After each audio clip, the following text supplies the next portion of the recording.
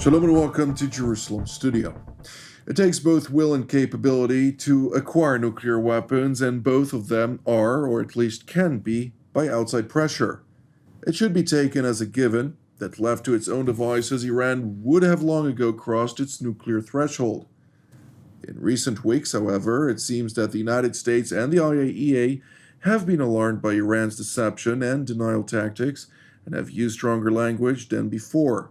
Is it now too late to stop the Iranian atomic train, and the only option is to bomb it in its tracks as it tries to leave the station? Joining us to discuss the issue are, all the way from Madrid, Spain, Dr. Rafael Bardaji, CEO of Worldwide Strategy, formerly served as Spain's National Security Advisor. It's good to see you, sir. My pleasure. It's always a pleasure. Also joining us from the United States is Professor Russell Berman, formerly served as a senior advisor at the foreign planning staff at the U.S. State Department, and currently as the director of the working group on the Middle East at the Hoover Institution at Stanford University. It's good to see you, sir. Good to see you, Jonathan. It's a pleasure indeed. With me here in the studio, our TV7 editor-at-large, Mr. Amir Oren. Amir, set the stage for us. So the Iranians have always kept the facade that they don't want nuclear weapons, they don't need them, and that it is even forbidden religiously. There's a fatwa against it. But obviously, this can be changed at the drop of a pencil by the supreme leader, who will say that he now has another fatwa coming. The tactical question, or the operational one, is whether these particular delicate, sensitive months between mid-June and early November, is this the time which in Iranian eyes will be ripe in order to break out and run for the money, in this case for the nuclear bomb? Should they, in their eyes, test or at least simulate? Because there have been reports in the press that American and Israeli agencies have gotten wind of indications that there have been supercomputer simulations which are equivalent to testing the bomb. And if this is the case, is there still time for either the United States or Israel to do anything about it militarily? And what would it mean in the context of what is happening in Gaza and between Israel and Hezbollah?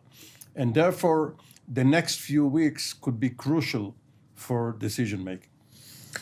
It would be easier to bring about regime change in Iran, but that will be for another program. Dr. Bardaji, we'll start with you as one of the top experts globally on Iran's nuclear program and manners in which should be dealt with. What is your perspective on the current state of play and the alarming reports that Amir alludes to? Yes, I agree with Amir. No, we are entering into a period in which anything is possible, I'm afraid. But having said that, I think we need to start recognizing that Iran has not only been deceptive, as the Atomic Energy in Vienna has said, has been cheating on the entire world, and particularly the Western world, on what they have been doing in the last 25 years. No? And they have reached a point where we are close to the point of making a decision, them to build the first bomb, and on us to try to prevent it at any cost. Having said that, there are still some hurdles and technicalities that may preclude Iran to weaponize a nuclear device. It will take some time, I don't know if weeks or months, but some time, once they have the fissile material in place. And there are other options than military action. No, if we are able to put more pressure on the economic side and sanctions which are effective, we may delay that decision moment for us. No? Unfortunately, we have seen in the last days that the Europeans, which are less capable of imposing any will or any deterrence on Iran, has been much more hardliners than the American administration, which seems to be, yes, with a public narrative or not wanting to have a nuclear Iran on their watch, but at the same time negotiating with them some kind of future agreement. So it's a very ambiguous policy, and I think it's undermining the Western world efforts to prevent Iran from becoming nuclear. Professor Berman? It's an interesting political moment. The greater hawkishness, so to speak, by the Europeans at this point, undercut by the Americans, is really a repetition of the constellation that was in place when the JCPOA was being negotiated. The French, in particular, were much more anxious about the prospect of an Iranian bomb, but they've succumbed to pressure from then Secretary Kerry. I don't know. I don't think we know exactly how close the Iranians are, but they are very, very close. They clearly have not weaponized it yet. They probably don't have an adequate delivery system, certainly not to reach the United States, although Europe is much more endangered by the prospect of a nuclear Iran. I don't think it's too late to do anything.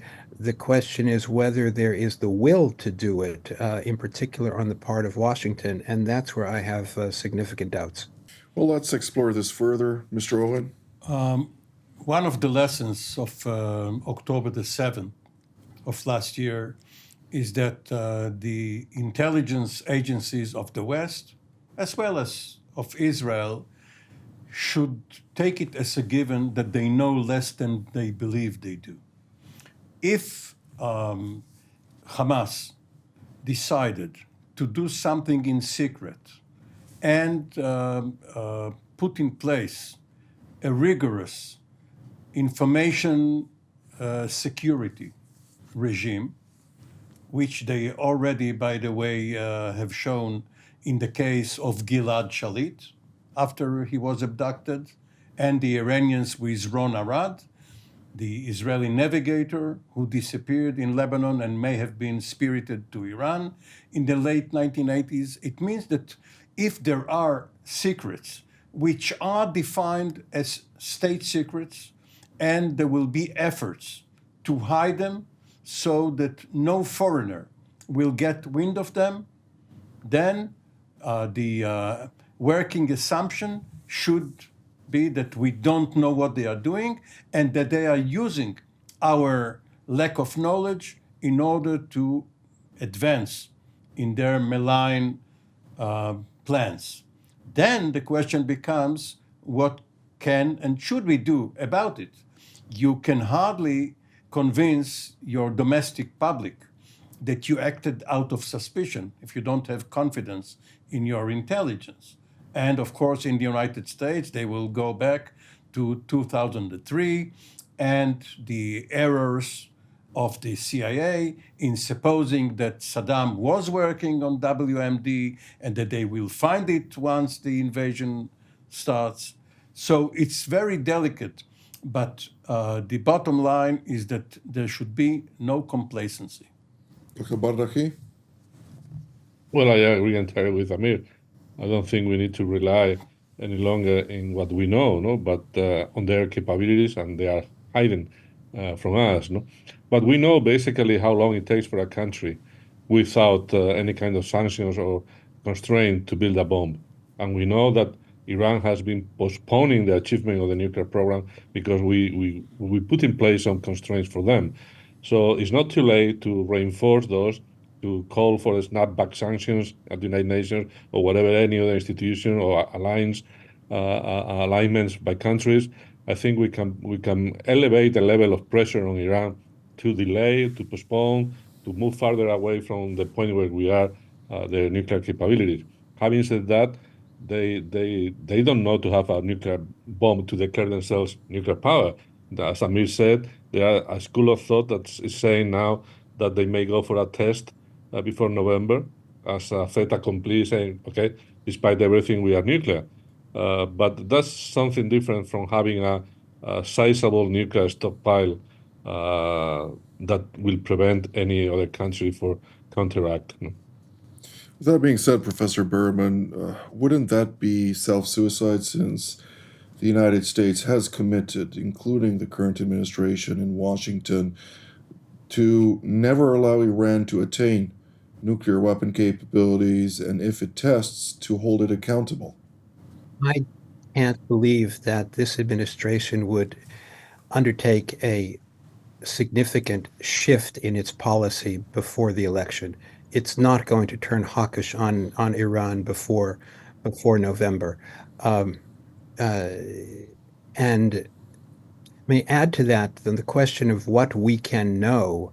We certainly can know about what is required in general, but in terms of reports of what's going on inside Fordo and Natanz, um, I think there, as Amir says, there are limits to what we can know, but we should also not underestimate the extent to which intelligence community reports in the United States are also politicized. They will come up with reports that support administration policy.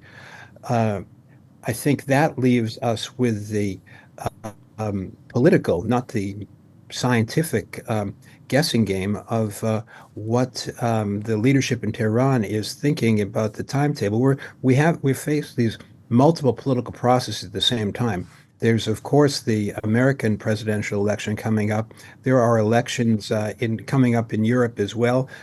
I don't have to tell you that there's a political process going on in Israel, and there's one in Iran too, a succession problem.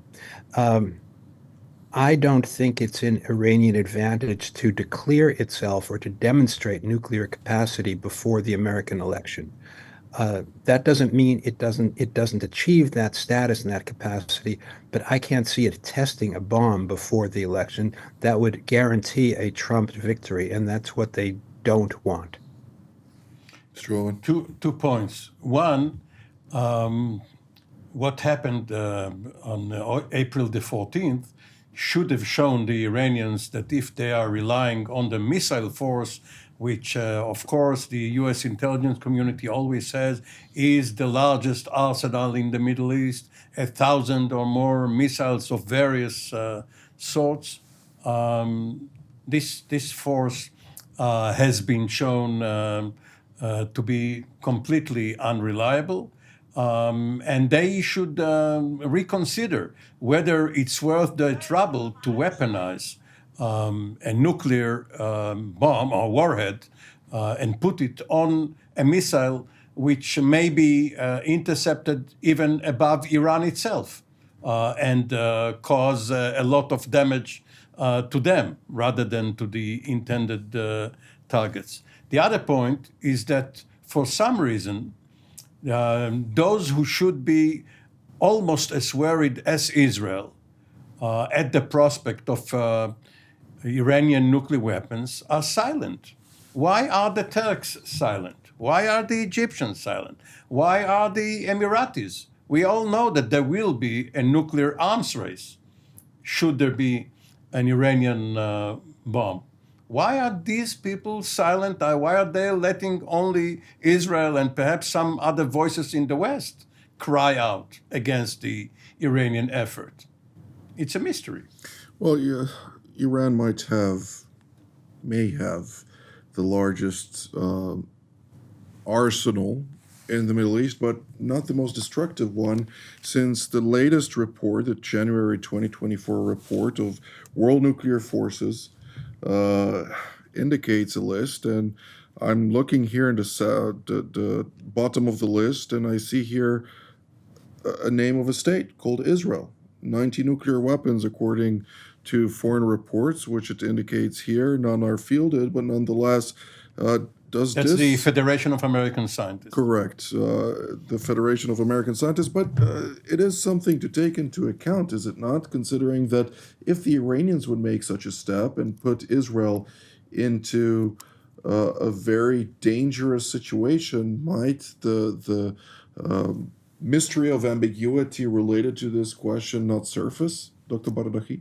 Well, I think there is also a school of thinking or thought that is saying that, okay, as nuclear weapons are so different and create a new dynamics, let them have a nuclear weapon. They will moderate themselves, or if not, we can enter in a nuclear deterrence as the Americans did with the Soviet Union at the time of the Cold War. And I think this is totally mistaken. I mean, besides the nuclear devices themselves, you need a clear chain of command. You need what there is an absence now between Israel or the United States and Iran. It's a telephone, it's a red telephone to communicate that, we are trying to prevent an accident. There are also systems for security, the weapons themselves inside the country. Who's going to be in charge of the red button? The Supreme Leader? The authorities of the Revolutionary Guards? Who are going to be inherited once the Supreme Leader is passed away? So I think we cannot be confident that what happened during the Cold War, that we established a kind of mutual deterrence and a balance of power, is gonna be replicated in the Middle East, because the change of command, communication, strategic cultures are not shared, and they are not in place.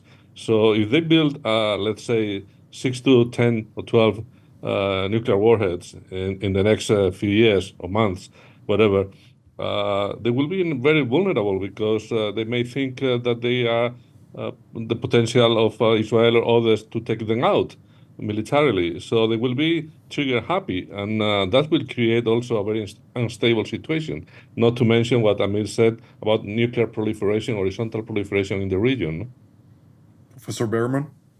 The comparison with the Cold War is interesting, but I think there's a big difference. The Soviet Union believed it could compete globally with the United States in order to crush capitalism. It wasn't committed ideologically to the elimination of Americans. The Iranian regime is committed ideologically to the elimination of Israel. Therefore, it would be prepared to accept the sacrifice, even of Iranians, but even more so. Let's look at the course of the current war. Iran has been very willing to see significant deaths on the Palestinian side, in Gaza, the Sunni. It has protected the Hezbollah fighters from becoming directly involved, and would rather see the Sunni Hamas die. If it were to explode a nuclear device in Israel, of course, it's not only going to kill the Jews, it's going to kill the Palestinians as well. I don't think Iran cares about that. By the way, if they do it, what you just said, Russell, Al-Aqsa could also be damaged by fallout or blast or whatever. Whether they care or not, whether they will blame the Jews, is immaterial. The third holiest place for Islam could be damaged. Two matters of concern. First, what will Russia do if Iran presses it to protect it in conjunction with a possible demonstration of its nuclear power? If Russia the same day says that it will see an attack on Iran as an attack on itself, this is imaginary, but could happen. And the other thing, there was a report that North Korea is thinking of building a nuclear submarine or a nuclear missile carrying submarine. If they do it and they sell one to Iran, maybe we are in the field of mutual assured deterrence. Well, mutual assured, I mean... Later on in the decade. We'll see about that. But Dr. Bardaji, let's humor for a moment the Russian angle to this. Can Russia afford a nuclear-armed Iran with the implication to the Caucasus under its auspices? Well, I had a meeting when I accompanied my president of Spain years ago to Vladimir Putin in Moscow.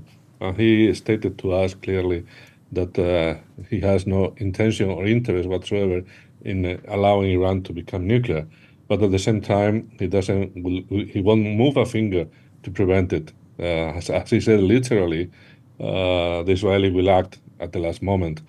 I think if a nuclear Iran happens in the near future, Russia will be finding many troubles in the Caucasian area with the Muslim population, and that's something that Putin also has in mind. So I don't think it's in the interest of Moscow today, a nuclear Iran.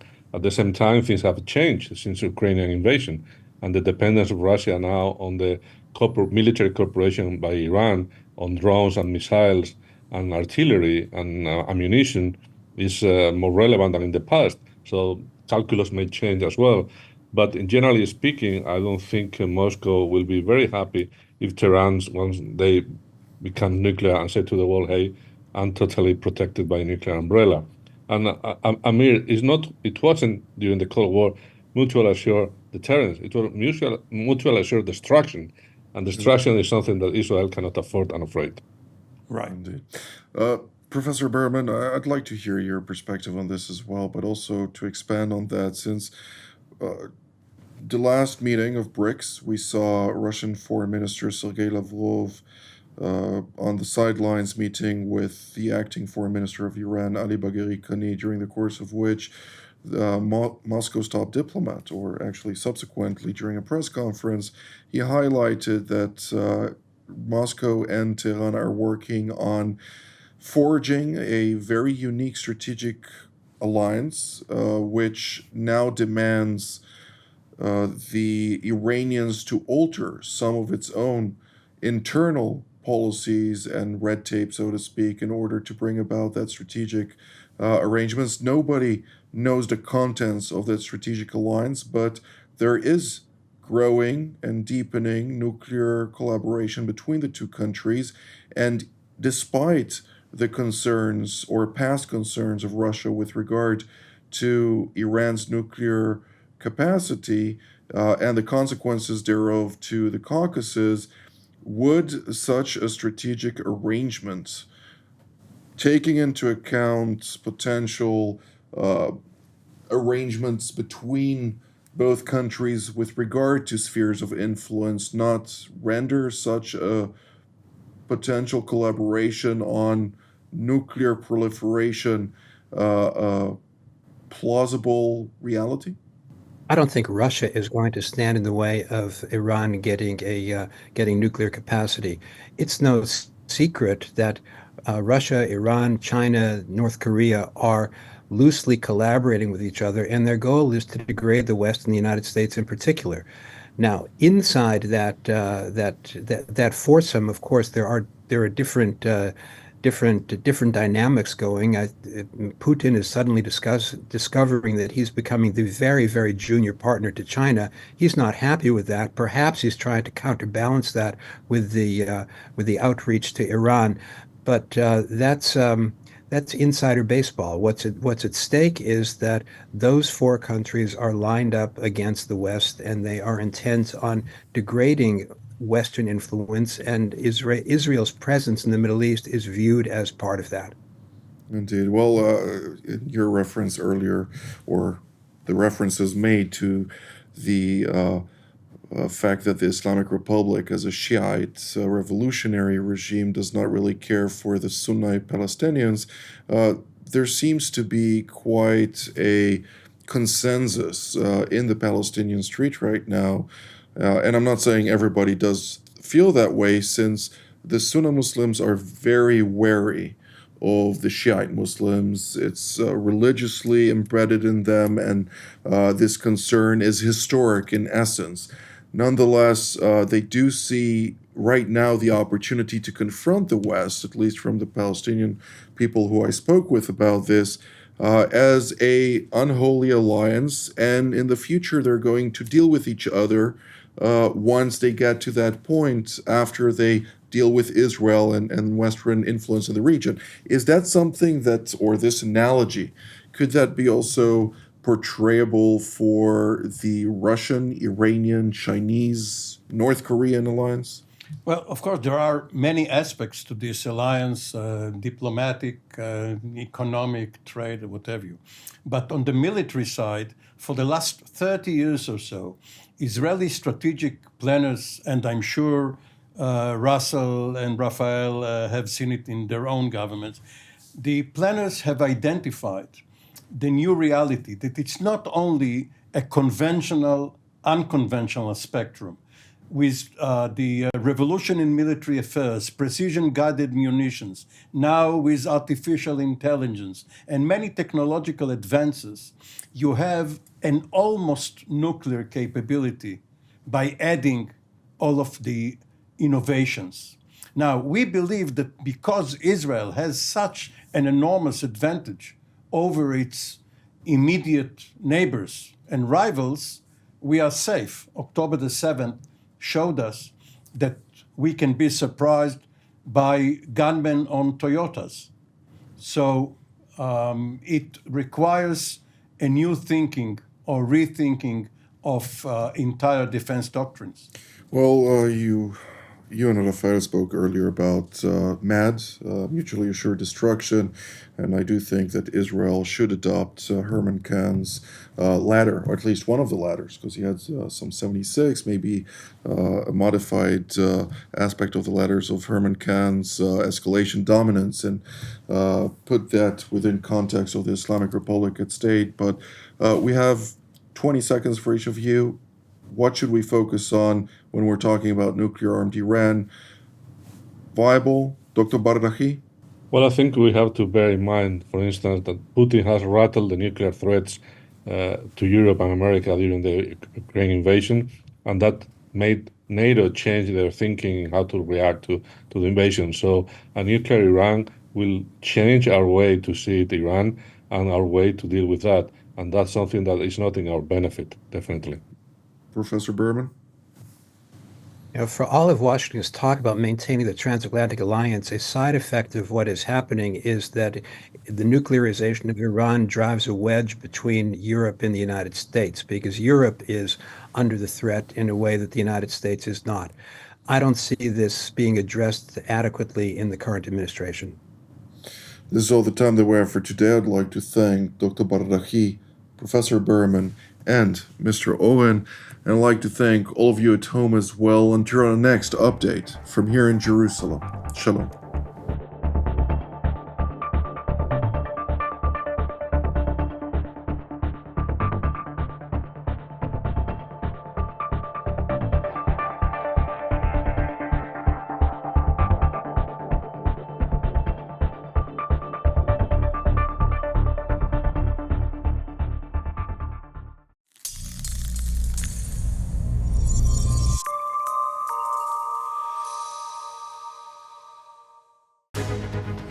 Shalom, I'm Danny Ayalon, former Israeli ambassador to the United States, former deputy foreign minister and member of Knesset. Today, I'm very privileged to be hosting TV7's Middle East Review and also being a panelist of the various shows of TV7, which I find the most enlightening, most educating if you really want to understand the world, the global scene as well as the regional scene of the Middle East. It is worthwhile to watch TV7.